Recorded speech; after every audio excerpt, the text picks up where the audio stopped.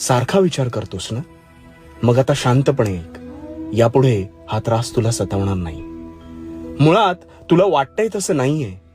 जोपर्यंत आपण दुसऱ्याचे कपडे परिधान करत नाही तोपर्यंत आपल्याला ते सैल बसतायत का घट्ट होतात याचा अंदाज बांधता येत नाही. अगदी काहीसं तसंच आहे. प्रत्येकाच्या कर्मानुसार त्याच्या आयुष्याचा फेरा चालतो. पण तुला दिसताना त्याचं जीवन हे सुकर दिसत असतं. स्वतः जर साफ मनाने पुढे जात असशील तर तुला पाहून इतरही हाच विचार करत असतील. हे कदाचित तुला कळलं नाहीये. एका अपंग मुलाने एका गरीबाला धावताना पाहिलं तर त्याला वाटलं की हा किती सुखी आहे. तसेच त्याच गरीब मुलाने अपंग मुलाला पाहिलं तर त्याला वाटले याच्या आयुष्यात तर फार संपत्ती आहे, हा किती सुखी आहे. पण खरं तर दोघांच्या जीवनात दुःख वेगवेगळी होती. एकच सांगेन, तू कर्माने स्वच्छ राहा आणि स्वतः